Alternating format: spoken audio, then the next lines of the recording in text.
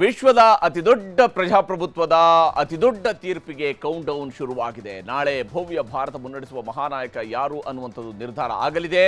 ಮತದಾನ ಮಾಡಿರುವಂತಹ 64 ಕೋಟಿ ಮತದಾರರು ಯಾರನ್ನ ಆಯ್ಕೆ ಮಾಡಿದ್ದಾರೆ ಅನ್ನುವಂಥದ್ದು ಕೂಡ ಗೊತ್ತಾಗಲಿದೆ.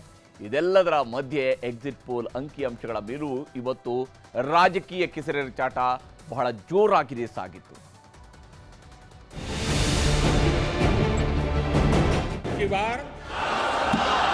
खड़गे जी भी कह रहे हैं अच्छे दिन आने वाले हैं, मोदी जी जाने वाले हैं कि बार भाजपा तड़ी पर खटाखट सफाचट नरेंद्र मोदी प्रधानमंत्री नहीं बन रहा है, खत्म कहानी. ಜಗತ್ತಿನ ಅತಿ ದೊಡ್ಡ ಪ್ರಜಾಪ್ರಭುತ್ವ ದೇಶದ ಜನರ ತೀರ್ಪು ಹೊರಬೀಳಲು ಕ್ಷಣಗಣನೆ ಶುರುವಾಗಿದೆ. ಈ ಸಲ 400 ಮೀರಿ ಅನ್ನೋ ಅಚಲ ವಿಶ್ವಾಸ ಮೋದಿ ಸರ್ಕಾರದ್ದು. ಈ ಸಲ 295ಕ್ಕೂ ಹೆಚ್ಚು ಸೀಟು ಗೆದ್ದು ಅಧಿಕಾರಕ್ಕೆ ಬರ್ತೀವಿ ಅನ್ನೋ ವಿಶ್ವಾಸ ಕಾಂಗ್ರೆಸ್ ನೇತೃತ್ವದ ಇಂಡಿ ಮೈತ್ರಿಕೂಟದ್ದು. सिद्धू मूसेवाला का सॉन्ग सुना आपने? 295 2024ರ ಲೋಕಸಭೆ ಚುನಾವಣೆ ಮುಗಿದಾಕ್ಷಣ ಚುನಾವಣೋತ್ತರ ಸಮೀಕ್ಷೆಗಳು ಹೊರಬಿದ್ದು ಒಂದೊಂದು ಸಂಸ್ಥೆಗಳದ್ದು ಒಂದೊಂದು ಲೆಕ್ಕ. ಆದರೆ ಎಲ್ಲಾ ಸಮೀಕ್ಷೆಗಳು ಹೇಳಿದ್ದು ಈ ಸಲಾನೂ ನರೇಂದ್ರ ಮೋದಿ ನೇತೃತ್ವದ ಎನ್ಡಿಎ ಸರ್ಕಾರ ಅಧಿಕಾರಕ್ಕೆ ಬರುತ್ತೆ ಅಂತ. 2014ರ ಲೋಕಸಭೆ ಚುನಾವಣೆ ಎಕ್ಸಿಟ್ ಪೋಲ್ನಲ್ಲಿ 310ರಿಂದ 340 ಸೀಟು ಎನ್ಡಿಎಗೆ ಸಿಗುತ್ತೆ ಅಂತ ಸಮೀಕ್ಷೆಗಳ ಲೆಕ್ಕ ಇತ್ತು. ಫಲಿತಾಂಶ ಬಂದಾಗ ಎನ್ಡಿಎ ಮೈತ್ರಿಕೂಟಕ್ಕೆ 336 ಸ್ಥಾನ ಸಿಕ್ಕಿತ್ತು. ಯುಪಿಎ ಸರ್ಕಾರಕ್ಕೆ 97ರಿಂದ 103 ಸ್ಥಾನಗಳನ್ನು ಎಕ್ಸಿಟ್ ಪೋಲ್ ಕೊಟ್ಟಿತ್ತು. ಫಲಿತಾಂಶ ಬಂದಾಗ ಕಾಂಗ್ರೆಸ್ ಮೈತ್ರಿಕೂಟ 60 ಸ್ಥಾನ ಗಳಿಸಿತ್ತು. 2019ರ ಲೋಕಸಭೆ ಚುನಾವಣೆ ಹೊತ್ತಲ್ಲಿ ಮತದಾನೋತ್ತರ ಸಮೀಕ್ಷೆಗಳು ಹೇಳಿದ್ದು ಬಿಜೆಪಿ ಮೈತ್ರಿಕೂಟಕ್ಕೆ 305ರಿಂದ 360 ಕ್ಷೇತ್ರಗಳಲ್ಲಿ ಗೆಲುವು ಸಿಗುತ್ತೆ ಅಂತ. ಫಲಿತಾಂಶ ಬಂದಾಗ ಬಿಜೆಪಿ ಮೈತ್ರಿಕೂಟಕ್ಕೆ 352 ಸ್ಥಾನಗಳು ಲಭಿಸಿತ್ತು. ಕಾಂಗ್ರೆಸ್ ಮೈತ್ರಿಕೂಟಕ್ಕೆ 80ರಿಂದ 124 ಸೀಟು ಬರುತ್ತೆ ಅಂತ ಹೇಳಿತ್ತು ಚುನಾವಣೋತ್ತರ ಲೆಕ್ಕ. ರಿಸಲ್ಟ್ ಬಂದಾಗ ಕಾಂಗ್ರೆಸ್ ಮೈತ್ರಿಕೂಟಕ್ಕೆ ಸಿಕ್ಕಿದ್ದು 91 ಸ್ಥಾನ ಅನ್ನೋದು ಕಣ್ಣೆದುರೇ ಇರುವ ಲೆಕ್ಕ. ಈಗ 2024ರ ಲೋಕಸಭೆ ಚುನಾವಣೆ ಮುಗಿದಿದ್ದು ಮತ ಎಣಿಕೆ ಶುರುವಾಗ್ತಿದೆ. ಈ ಸಲ ಬಿಜೆಪಿ ನೇತೃತ್ವದ ಎನ್ಡಿಎಗೆ 350ರಿಂದ 380 ಸೀಟು ಬರುತ್ತೆ ಅಂತಿವೆ ಎಕ್ಸಿಟ್ ಪೋಲ್ ಸಮೀಕ್ಷೆಗಳು. ಫಲಿತಾಂಶಕ್ಕೆ ಕೆಲವೇ ನಿಮಿಷಗಳು ಬಾಕಿ. ಇಂಡಿಯಾ ಮೈತ್ರಿಕೂಟಕ್ಕೆ 109ರಿಂದ 136 ಸೀಟು ಸಿಗುತ್ತೆ ಅಂತ ಎಕ್ಸಿಟ್ ಪೋಲ್ ಲೆಕ್ಕಗಳು. ಪ್ರತಿ ಸಲ ಚುನಾವಣೋತ್ತರ ಸಮೀಕ್ಷೆಗಳು ಹೊರಬಂದಾಗಲೂ ಅಂಕಿಅಂಶಗಳಲ್ಲಿ ಸಣ್ಣ ಪುಟ್ಟ ವ್ಯತ್ಯಾಸಗಳಾಗಿವೆ. 10ರಿಂದ 20 ಸೀಟು ಹಿಂದೆ ಮುಂದೆ ಫಲಿತಾಂಶ ಬಂದಿದೆ. ಇದು ಕಾಂಗ್ರೆಸ್ ಮೈತ್ರಿಕೂಟಕ್ಕೂ ಗೊತ್ತು. ಆದರೂ ಎಕ್ಸಿಟ್ ಪೋಲ್ ಬಗ್ಗೆ ನಂಬಿಕೆ ಇಲ್ಲ. ಈ ಸಲ ಮೋದಿ ಮನೆಗೆ ಹೋಗ್ತಾರೆ, ಇಂಡಿ ಮೈತ್ರಿಕೂಟ ಅಧಿಕಾರಕ್ಕೆ ಬರುತ್ತೆ ಅನ್ನೋದು ಇವರ ಅಚಲ ನಂಬಿಕೆ. 295 सीटों की बात आगे आई है और मेरा भी मानना है कि 300 सीटों की, मैं पहले से कह रहा हूँ, हम 300 सीटों के आसपास जीतेंगे और अच्छी सरकार बनाएंगे. हमें 120-125 की पूरी उम्मीद है. You know that our Congress president yesterday, after meeting with all the India Alliance members, has said that he is convinced we are getting about 295 for the alliance. I stick to that number. ಇನ್ನು ಕಾಂಗ್ರೆಸ್ ಅಧಿನಾಯಕಿ ಸೋನಿಯಾ ಗಾಂಧಿ ಸಮೀಕ್ಷೆಗಳ ಬಗ್ಗೆ ಮಾತಾಡಲಿಲ್ಲ. ಆದರೆ ಈ ಸಲ ನಿರೀಕ್ಷೆಗೂ ಮೀರಿ India ಮೈತ್ರಿಕೂಟಕ್ಕೆ ಹೆಚ್ಚು ಸ್ಥಾನ ಸಿಗುತ್ತೆ ಅಂತ ವಿಶ್ವಾಸ ವ್ಯಕ್ತಪಡಿಸಿದ್ರು.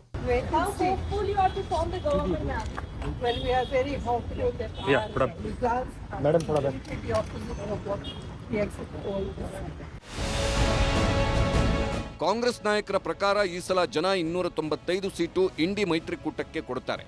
ಆದರೆ ಬಿಜೆಪಿಯವರು ಇವಿಎಂ ಮಿಷನ್ಗಳನ್ನು ಹ್ಯಾಕ್ ಮಾಡದಿದ್ರೆ ಗೆಲುವು ನಮ್ಮದೇ ಅಂತಿದ್ದಾರೆ. ಈಗ ಬಿಜೆಪಿ ಅವರದ್ದು ಒಂದೇ ಪ್ರಶ್ನೆ, ವಿಧಾನಸಭೆ ಚುನಾವಣೆಗಳಲ್ಲಿ ವಿಪಕ್ಷಗಳು ಗೆದ್ದಾಗ ಇವಿಎಂ ಬಗ್ಗೆ ಪ್ರಶ್ನೆ ಮಾಡಲ್ಲ, ಬಿಜೆಪಿ ಗೆದ್ರೆ ಯಾಕೆ ಇವಿಎಂ ಮೇಲೆ ಅನುಮಾನ ಅಂತ. आज जब देश में नरेंद्र मोदी की जीतने की संभावना बताई जा रही है तो आप परेशान हैं. ये यही हाल है जो ईवीएम में होता है. कर्नाटक जीत गए ईवीएम से, बंगाल जीत गए, केरला जीत गए, तेलंगाना जीत गए, हिमाचल जीत गए तो ईवीएम ठीक है, और जहां बीजेपी जीते तो ईवीएम खराब है. ಮಧ್ಯಾಹ್ನದೊಳಗೆ ಲೋಕಸಭೆ ಚುನಾವಣೆಯ ಸ್ಪಷ್ಟ ಫಲಿತಾಂಶ ಗೊತ್ತಾಗುತ್ತೆ. ಆಗ ಎಕ್ಸಿಟ್ ಪೋಲ್ ಭವಿಷ್ಯ ಎಷ್ಟು ನಿಜ ಎಷ್ಟು ಸುಳ್ಳು ಅನ್ನೋದು ಗೊತ್ತಾಗುತ್ತೆ. ರಾಜಕೀಯ ಏನೇ ಇರಲಿ, ಪ್ರಜಾಪ್ರಭುತ್ವದ ಪ್ರಜೆಗಳು ಕೊಟ್ಟ ತೀರ್ಪು ಹೊರಬೀಳಲಿದೆ. ದೇಶದ ಅತಿ ದೊಡ್ಡ ನೆಟ್ವರ್ಕ್ ನ್ಯೂಸ್ 18ನಲ್ಲಿ ಕ್ಷಣ ಕ್ಷಣದ ಚಿತ್ರಣಗಳನ್ನು ಕೊಡ್ತಾ ಇರ್ತೀವಿ. ಮಿಸ್ ಮಾಡದೆ ನೋಡ್ತಾ ಇರಿ. ಭಾರತದ ಅತಿ ದೊಡ್ಡ ನ್ಯೂಸ್ ನೆಟ್ವರ್ಕ್ ಆಗಿರುವಂತಹ ನೆಟ್ವರ್ಕ್ 18 ನಡೆಸಿರುವಂತಹ ಎಕ್ಸಿಟ್ ಪೋಲ್ ಸಮೀಕ್ಷೆಯಲ್ಲಿ ಇರುವಂತಹ ರಿಸಲ್ಟ್ ಇದು. Bureau report, news 18 Kannada. ಇನ್ನು ನಾಳೆ ಲೋಕಸಭೆ ಮತ ಎಣಿಕೆಗೆ ದೇಶದ ಉದ್ದಗಲಕ್ಕೂ ಕೂಡ ಸಕಲ ಸಿದ್ಧತೆಗಳನ್ನು ಮಾಡಿಕೊಂಡಿದೆ ಕೇಂದ್ರ ಚುನಾವಣಾ ಆಯೋಗ. ಆದರೆ ಮತ ಎಣಿಕೆಯ ಮೇಲೆ ಇಂಡಿಯಾ ಕೂಟದ ನಾಯಕರು ಅನುಮಾನವನ್ನು ವ್ಯಕ್ತಪಡಿಸಿದ್ದಾರೆ. ಆಯೋಗಕ್ಕೆ ಅವರು ಇದಕ್ಕೂ ಸಂಬಂಧಪಟ್ಟಂತೆ ಮನವಿಯನ್ನು ಕೊಟ್ಟಿದ್ದಾರೆ. ಇಷ್ಟು ದಿನ ಸುಮ್ಮನಿದ್ದ ಮುಖ್ಯ ಚುನಾವಣಾ ಆಯುಕ್ತರು ಇವತ್ತು ವಿಪಕ್ಷಗಳ ಒಂದೊಂದು ಆರೋಪಕ್ಕೂ ಉತ್ತರ ಕೊಟ್ಟಿದ್ದಾರೆ. ಆ ಕುರಿತಾದಂತಹ ಒಂದು ವರದಿಯನ್ನು ನಿಮಗೆ ತೋರಿಸ್ತೀನಿ. ಕೇಂದ್ರ ಚುನಾವಣಾ ಆಯೋಗದ ಮೇಲೆ ವಿಪಕ್ಷಗಳ ಕೆಂಗಣ್ಣು. ಇಂಡಿ ಕೂಟದ ನಾಯಕರಿಗೆ ಆಯುಕ್ತರ ಚಾಟಿ ಏಟು. ಲೋಕಸಭೆ ಚುನಾವಣೆ ಘೋಷಣೆ ಆದಾಗಿಂದಲೂ ಚುನಾವಣಾ ಆಯೋಗದ ಮೇಲೆ ಕಾಂಗ್ರೆಸ್ ಸೇರಿದಂತೆ ವಿಪಕ್ಷಗಳು ಕೆಂಗಣ್ಣು ಬೀರ್ತಾನೆ ಇದ್ವು. ಚುನಾವಣೆ ದಿನಾಂಕ ಘೋಷಿಸಿದ್ದು ಬಿಜೆಪಿಗೆ ಅನುಕೂಲ ಮಾಡಿಕೊಟ್ಟಿದೆ ಅಂದ್ರು. ಆಮೇಲೆ ಬಿಜೆಪಿಯವರಿಂದ ನೀತಿ ಸಂಹಿತೆ ಉಲ್ಲಂಘನೆ ಆಗ್ತಿದೆ ಅಂದ್ರು. ಇವಿಎಂಗಳು ಹ್ಯಾಕ್ ಆಗ್ತಿದೆ ಅಂತ ಆಯೋಗದ ಮೇಲೂ ಆರೋಪಿಸಿದ್ರು. ಮತದಾನ ಆದಮೇಲೆ ಶೇಕಡವಾರು ಮತದಾನ ಬೇಗ ಕೊಡ್ತಿಲ್ಲ, ಚುನಾವಣಾ ಆಯೋಗ ಮುಚ್ಚಿಡ್ತಿದೆ ಅಂತ ದೂರಿದ್ರು. ಸುಪ್ರೀಂ ಕೋರ್ಟ್ಗೂ ಚುನಾವಣಾ ಆಯೋಗದ ಮೇಲೆ ದೂರು ಕೊಟ್ಟಿದ್ರು. ಎಲ್ಲವೂ ಮುಗಿತು ಅನ್ನೋವಾಗಲೇ ನಾಳೆ ನಡೆಯುತ್ತಿರುವ ಮತ ಎಣಿಕೆ ಮೇಲೂ ಇಂಡಿ ಕೂಟ ಅನುಮಾನ ವ್ಯಕ್ತಪಡಿಸಿದೆ.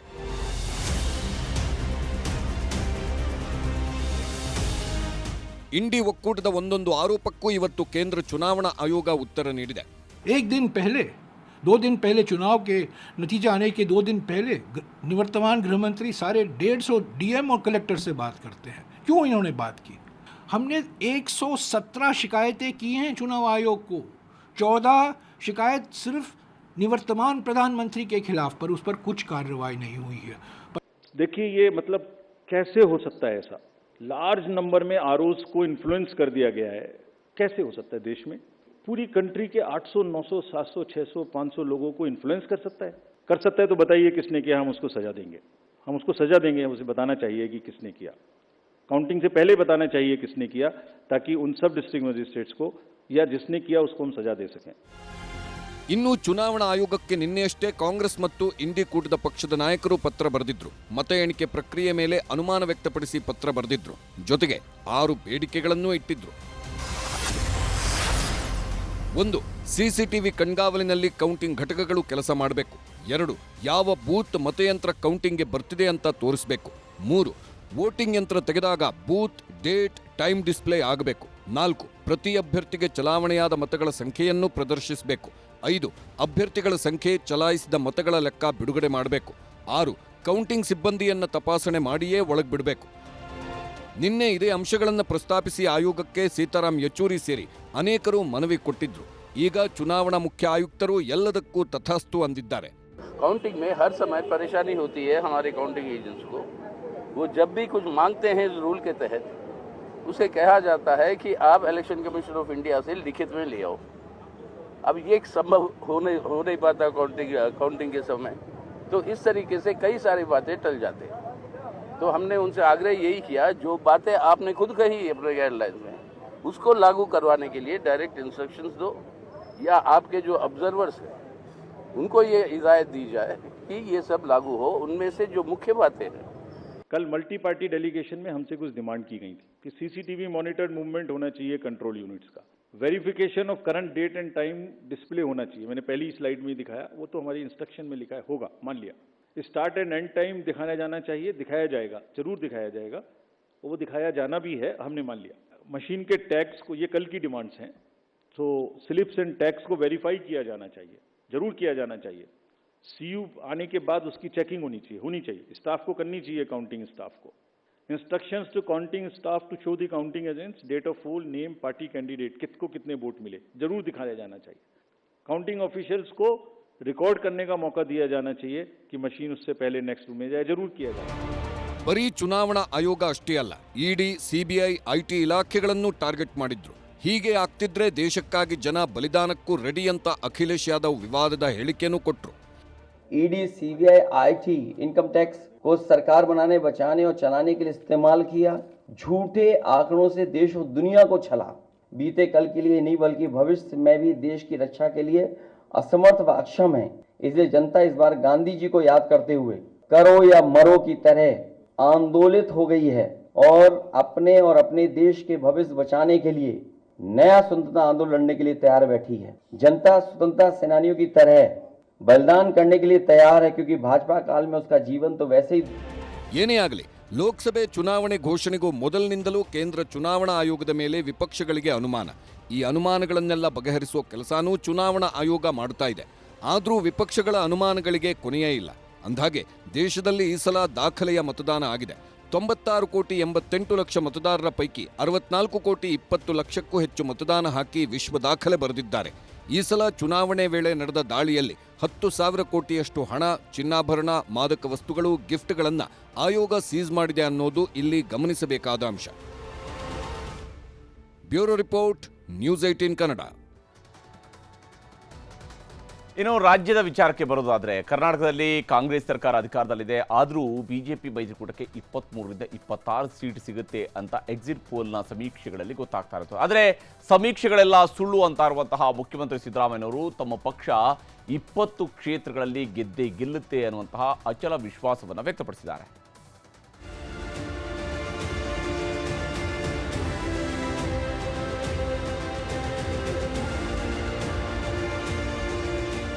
ನಾಳೆ ಎಲ್ಲರ ಚಿತ್ತ ಲೋಕಸಭೆ ಫಲಿತಾಂಶದತ್ತ ನೆಟ್ಟಿದೆ. ಕರ್ನಾಟಕದ 28 ಕ್ಷೇತ್ರಗಳ ಬಗ್ಗೆಯೂ ಸಮೀಕ್ಷೆಗಳು ಭವಿಷ್ಯ ನುಡಿದಿವೆ. ನ್ಯೂಸ್ 18 ಮೆಗಾ ಎಕ್ಸಿಟ್ ಪೋಲ್ನಲ್ಲಿ ಮೈತ್ರಿಗೆ ಮತದಾರ ಜೈ ಜೈ ಎಂದಿದ್ದಾನೆ. ಕಾಂಗ್ರೆಸ್ನ ಗ್ಯಾರಂಟಿಗಿಂತ ಮೋದಿ ಗ್ಯಾರಂಟಿ ಮೇಲೆಯೇ ವಿಶ್ವಾಸವಿದೆ. ರಾಜ್ಯದಲ್ಲಿ 20ಕ್ಕೂ ಹೆಚ್ಚು ಕ್ಷೇತ್ರದಲ್ಲಿ ದೋಸ್ತಿ ಗೆಲ್ಲಲಿದೆ ಅಂತ ಸಮೀಕ್ಷೆಗಳು ತಿಳಿಸಿವೆ. ಕರ್ನಾಟಕದಲ್ಲಿ ಮೈತ್ರಿಗೆ ಹೆಚ್ಚು ಸ್ಥಾನ ಸಿಗಲಿದೆ ಅಂತ ಸಮೀಕ್ಷೆಗಳು ಭವಿಷ್ಯ ನುಡಿದಿವೆ. ನ್ಯೂಸ್ 18 ಮೆಗಾ ಎಕ್ಸಿಟ್ ಪೋಲ್ನಲ್ಲಿ ಬೆಂಗಳೂರಿನಲ್ಲಿ ಒಟ್ಟು 5 ಕ್ಷೇತ್ರಗಳಿದ್ದು, ಎನ್ಡಿಎಗೆ 3ರಿಂದ 4 ಸ್ಥಾನಗಳು, ಇಂಡಿ ಮೈತ್ರಿಕೂಟಕ್ಕೆ 1ರಿಂದ 2 ಸ್ಥಾನ ಸಿಗಲಿದೆ. ಇತರರಿಗೆ ಯಾವುದೇ ಸ್ಥಾನವಿಲ್ಲ. ಇನ್ನು ಉತ್ತರ ಕರ್ನಾಟಕದಲ್ಲಿ ಒಟ್ಟು 11 ಸ್ಥಾನಗಳಿವೆ. ಎನ್ಡಿಎಗೆ 10ರಿಂದ 11 ಸ್ಥಾನಗಳು, ಇಂಡಿ ಕೂಟಕ್ಕೆ 1 ಸ್ಥಾನ, ಇತರರಿಗೆ ಯಾವುದೇ ಸ್ಥಾನವಿಲ್ಲ. ಇತ್ತ ಕರಾವಳಿ ಕರ್ನಾಟಕದಲ್ಲಿ ಒಟ್ಟು 3 ಕ್ಷೇತ್ರಗಳಿವೆ. ಎನ್ಡಿಎ 2ರಿಂದ 3 ಸ್ಥಾನಗಳು ಸಿಕ್ಕಿದ್ರೆ, ಇಂಡಿ ಕೂಟಕ್ಕೆ 1 ಸ್ಥಾನ, ಇತರರಿಗೆ ಯಾವುದೇ ಸ್ಥಾನವಿಲ್ಲ. ಇತ್ತ ದಕ್ಷಿಣ ಕರ್ನಾಟಕದಲ್ಲಿ ಒಟ್ಟು 9 ಕ್ಷೇತ್ರಗಳಿವೆ. ಎನ್ಡಿಎಗೆ 6ರಿಂದ 8 ಸ್ಥಾನ ಸಿಕ್ಕಿದ್ರೆ, ಇಂಡಿ ಕೂಟಕ್ಕೆ 1ರಿಂದ 3 ಸ್ಥಾನ ಸಿಕ್ಕಿದೆ, ಇತರರಿಗೆ ಯಾವುದೇ ಸ್ಥಾನವಿಲ್ಲ. ಅಖಂಡ ಕರ್ನಾಟಕದಲ್ಲಿ ಒಟ್ಟು 28 ಕ್ಷೇತ್ರಗಳಿದ್ದು, ಅದರಲ್ಲಿ ಎನ್ಡಿಎಗೆ 23ರಿಂದ 26 ಸ್ಥಾನಗಳು ಸಿಕ್ಕಿದ್ರೆ, ಇಂಡಿಯಾ ಕೂಟಕ್ಕೆ 3ರಿಂದ 7 ಸ್ಥಾನಗಳು ಸಿಕ್ಕಿವೆ, ಇತರರಿಗೆ ಯಾವುದೇ ಸ್ಥಾನವಿಲ್ಲ. ಇನ್ನು ಚುನಾವಣೋತ್ತರ ಸಮೀಕ್ಷೆಯಲ್ಲಿ ಕರ್ನಾಟಕದಲ್ಲಿ ಬಿಜೆಪಿ ಮೇಲುಗೈ ಸಾಧಿಸಲಿದೆ ಅನ್ನೋ ವರದಿಗೆ ಸಿಎಂ ಪ್ರತಿಕ್ರಿಯೆ ಕೊಟ್ಟಿದ್ದು, ರಾಹುಲ್ ಗಾಂಧಿ ಮಾತನಾಡಿದ್ದಾರೆ. ಇದು ಮೋದಿಯವರ ಮಾಧ್ಯಮ ಸಮೀಕ್ಷೆ. ಈ ಎಕ್ಸಿಟ್ ಪೋಲ್ ಅನ್ನ ನಾವು ಒಪ್ಪೋದಿಲ್ಲ. ರಾಜ್ಯದಲ್ಲಿ ಕಾಂಗ್ರೆಸ್ 15ರಿಂದ 20 ಸ್ಥಾನ ಗೆದ್ದೇ ಗೆಲ್ಲತ್ತೆ ಅಂತ ಹೇಳಿದ್ರು. ನಾವು ಎಕ್ಸಿಟ್ ಪೋಲ್ ಇದೆಯಲ್ಲ, ಅದನ್ನೀಗಾಗಲೇ ನಮ್ಮ ರಾಹುಲ್ ಗಾಂಧಿ ಅವರು ರಿಯಾಕ್ಟ್ ಮಾಡಿದ್ದಾರೆ. ಅದು ನರೇಂದ್ರ ಮೋದಿಯವರ ಮಾಧ್ಯಮ ಸಮೀಕ್ಷೆ. ನಾವು ಅದನ್ನ ಒಪ್ಕೊಳ್ಳಿಕ್ಕೆ ಸಾಧ್ಯವಾಗಿಲ್ಲ. ನಾವು ಕನಿಷ್ಠ 15ರಿಂದ 20 ಸ್ಥಾನಗಳನ್ನು ಗೆಲ್ತೇವೆ ಕರ್ನಾಟಕದಲ್ಲಿ. ಸೊ ಅದರಿಂದ ಆ ಸಮೀಕ್ಷೆಯನ್ನು ನಾವು ಸಂಪೂರ್ಣ ತಳ್ಳಾಕ್ತೀವಿ. ಹಾಗೇನೇ ಕಾಂಗ್ರೆಸ್ ನಾಯಕರು ಕೂಡ ಎಕ್ಸಿಟ್ ಪೋಲ್ನಲ್ಲಿ ನಂಬಿಕೆ ಇಲ್ಲ ಅಂತ ಹೇಳಿದ್ರು. ಈಗಾಗಲೇ ನಮ್ಮ ಪಕ್ಷದವರು ಮಾತ್ರವಲ್ಲ, ಸಾಕಷ್ಟು ಈ ಒಂದು ಅಧ್ಯಯನ ಮಾಡ್ತಕ್ಕಂಥ ತಜ್ಞರೇನಿದ್ದಾರೆ, ಈ ಎಲ್ಲ ಎಕ್ಸಿಟ್ ಪೋಲ್ಗಳು ಒಂದು ಪಕ್ಷಕ್ಕೆ ಅನುಕೂಲಿಸಬೇಕು ಅನ್ನುವಂಥ ಮನೋಭಾವದವರು. ಆದ್ದರಿಂದ ಇವು ಸತ್ಯವಾದದ್ದಲ್ಲ ಅನ್ನೋದು ಹೇಳ್ತಾ ಇದ್ದಾರೆ. ನಾವಂತೂ ಇದನ್ನು ನಂಬೋದಿಲ್ಲ. ಈ ಬಾರಿ ಕೂಡ ಇದು ಪ್ರಾಯೋಜಿತ, ಕೇಂದ್ರ ಸರ್ಕಾರ ಪ್ರಾಯೋಜಿತ ಎಕ್ಸಿಟ್ ಪೋಲ್ಸ್ ಇವೆಲ್ಲನೂ, ಇದೆಲ್ಲ ಕೂಡ ಸುಳ್ಳಾಗುತ್ತೆ. ಎಲ್ಲ ಕೂಡ ಸುಳ್ಳಾಗಿ ಸರ್ಪ್ರೈಸ್ ವಿಸಿಟ್ ಬರುತ್ತೆ, ಸರ್ಪ್ರೈಸ್ ರಿಸಲ್ಟ್ಸ್. ಎರಡೂ ಬಂದಿದ್ದಾರೆ. ಹಂಗೂ ಹೇಳಿದ್ದಾರೆ, ಹಿಂಗೂ ಹೇಳಿದ್ದಾರೆ. ಯಾವ ಇನ್ನೂ ಜನನ ಕನ್ಫ್ಯೂಸ್, ಎಲ್ಲರೂ ಕನ್ಫ್ಯೂಷನ್ ಆಗಿದ್ದಾರೆ. ಕೆಲವು ಚಾನಲ್ದವರು ಕಾಂಗ್ರೆಸ್ಗೆ ಹಚ್ಚಿ ತೋರಿಸ್ತಾರೆ, ಕೆಲವರು BJPಗೆ ಹಚ್ಚಿ ತೋರಿಸ್ತಾರೆ. ಸೋಷಿಯಲ್ ಮೀಡಿಯಾ ಅಂತ ಎಲ್ಲ ಕಾಂಗ್ರೆಸ್ ಪರವಾಗಿದ್ದಾವೆ.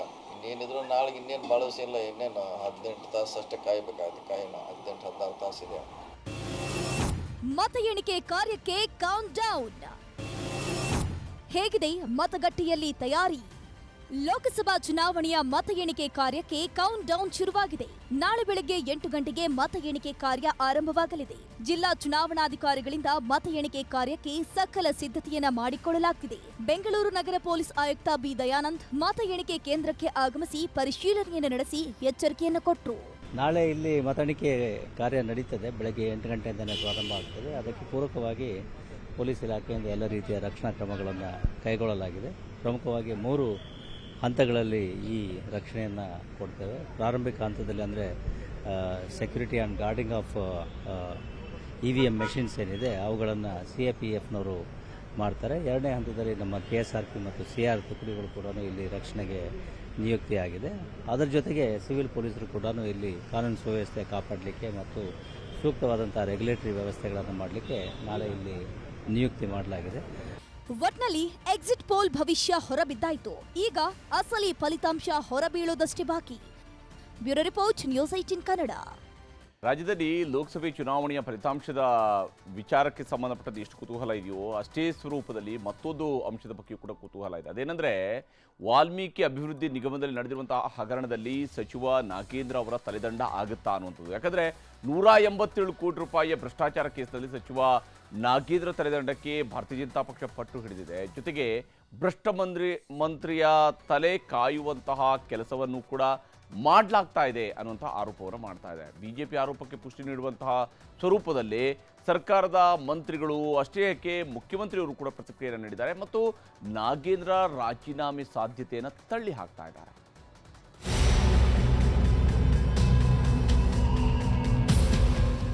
ವಾಲ್ಮೀಕಿ ನಿಗಮದಲ್ಲಿ ಆಗಿರುವ ಹಗರಣ ಎಲ್ಲೆಡೆ ಸದ್ದು ಮಾಡ್ತಾ ಇದೆ. ಸಚಿವ ನಾಗೇಂದ್ರ ತಲೆದಂಡ ಆಗ್ತಾರಾ ಆಗಲ್ವಾ ಅನ್ನೋ ಚರ್ಚೆಗಳು ಥಳುಕು ಹಾಕಿಕೊಂಡಿವೆ. SIT ವಿಚಾರಣೆ ವೇಳೆ JJ ಪದ್ಮನಾಭ್ ಸಚಿವ ನಾಗೇಂದ್ರ ಹೆಸರನ್ನ ಪ್ರಸ್ತಾಪಿಸಿದ್ದಾರಂತೆ. ಸಚಿವರ ನಿರ್ದೇಶನದಂತೆ ಹಣ ವರ್ಗಾವಣೆ ಮಾಡಲಾಗಿದೆ ಅಂತ ಪದ್ಮನಾಭ್ ಬಾಯ್ಬಿಟ್ಟಿದ್ದಾರಂತೆ. ಹೀಗಾಗಿ ನಿನ್ನೆ ರಾತ್ರಿ CM ಸಿದ್ದರಾಮಯ್ಯ ಹಿರಿಯ ಸಚಿವರ ಜೊತೆ ಚರ್ಚೆ ನಡೆಸಿದ್ದಾರೆ ಎನ್ನಲಾಗಿದೆ. ವಾಲ್ಮೀಕಿ ಅಭಿವೃದ್ಧಿ ನಿಗಮ ಹಗರಣ, ಸಚಿವ ನಾಗೇಂದ್ರ ತಲೆದಂಡ ಸದ್ಯಕ್ಕಿಲ್ಲ. ST ಬೋರ್ಡ್ ಅವ್ಯವಹಾರ ಕೇಸ್ನಲ್ಲಿ ಆರೋಪವನ್ನ CM ಸಿದ್ದರಾಮಯ್ಯ ಅಲ್ಲಗಳೆದ್ರು. ತನಿಖೆಗೆ SIT ರಚನೆ ಮಾಡಿದ್ದೇವೆ, SIT ವರದಿ ಬಂದ ಮೇಲೆ ತೀರ್ಮಾನ ಮಾಡ್ತೇವೆ ಅಂದ್ರು. ನಾಗೇಂದ್ರಗೆ ರಾಜೀನಾಮೆ ಕೇಳಿಲ್ಲ ಅಂತಾನೂ ಹೇಳಿದ್ರು. ನಾವು ಗೆಲ್ಲಕ್ಕೇನೂ ಇಲ್ಲ, ಯಾವುದೂ ಇಲ್ಲ, ನಾವು ರಾಜೀನಾಮೆ ಕೇಳುವುದಿಲ್ಲ. SIT ಮೊನ್ನೆ ಆಗಿರೋದಲ್ಲ, ಮೊನ್ನೆ SIT